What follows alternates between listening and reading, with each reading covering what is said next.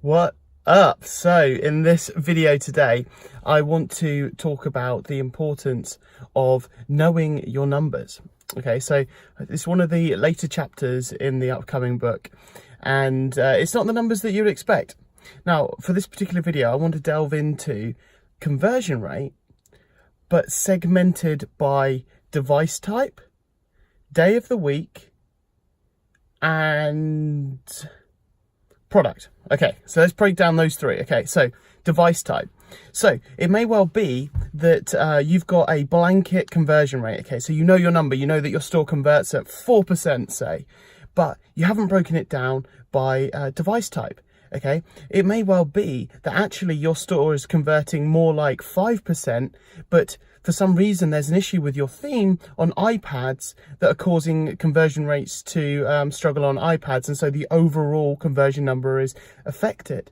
Okay, now I know a number of people that have delved into their conversion rate and broken it down by device type and actually realized a problem. That's where they actually discovered a problem with their website, because on a certain particular device type, or even you know, like a particular model of a phone, or a particular operating system or anything like that, they see that a really much lower conversion rate.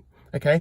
Conversely, we've had people in the mastermind report that sometimes certain phones correlate really high with a high conversion rate. Okay, and that's as a result perhaps of the users they're going after, and the sort of synergy with the type of people that own that phone. Maybe we're not 100% sure. Right, next up, let's go to conversion rate by traffic source. Right, so here again, it's a similar one where you might say, right, my conversion rate is 4% across the board, but when you delve into it, actually your email is 6%, but maybe your social media ads on one of the social media channels is 2%. It sort of averages out around about 4%.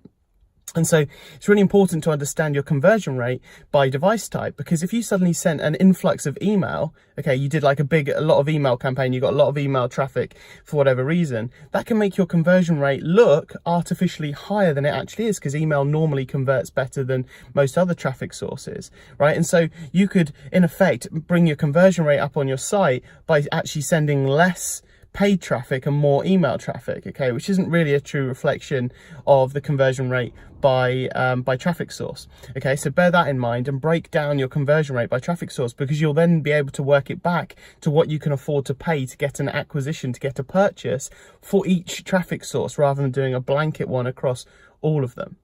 Okay, now of course conversion rates will fluctuate from day to day, day of the week, day of the month, week of the month, month of the year, and so on, right? We're in Q4 right now, and so conversion rates are naturally higher as people are more motivated to be buying for Christmas. That conversion rate should continue increasing and as we get closer to Christmas as well, okay? So that's not necessarily a sign that you've made a great split test that's resulted in higher conversions, okay? So in this particular video, I want to cover some of the details. I have covered some of the details of the Know Your Numbers chapter, but I also want to just shed some light on some areas that perhaps you're not looking at in your e-commerce business, and yet it's super important to understand. So I cover 5 different numbers that are super important, and subsections of those numbers as well in the chapter. But in this video, I'm going to do one more, and that is lifetime value of the customer. Do you know what a customer is worth to you over lifetime, or at least for a year? Do you know this?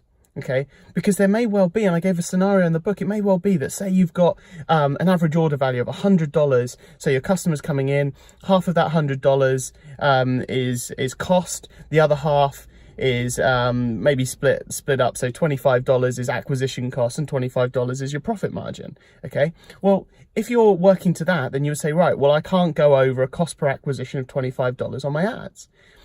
But if you do your research, you might find that actually, on average, your customers are purchasing from you 6 times, okay? And therefore, you're actually getting $600 per customer, and it's only on that first purchase that customer makes that you've paid an acquisition cost. The rest of the time they're coming in via email, or remembering you, or with your strong branding and so on. So you haven't got acquisition costs on those 5 remaining purchases. Now that could mean that you can actually afford to spend a lot more to acquire that customer, because that customer is worth a lot more, you've just realized, over the lifetime value. You just have to cash flow it for a little while until you break even, but then the upside's much bigger.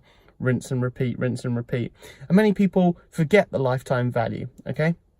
There's other metrics in this particular chapter. I'm only going to cover those in this video. If you want to know more, below this video is a link to the sign up page where you can get on the pre-launch list for the book, so you can get a free copy of the book. And I'll also send you 3, it's loaded in now, 3 chapters of the book immediately, instantly to your email. Okay, so the link is below this video, and I'll see you in the next one. Bye for now.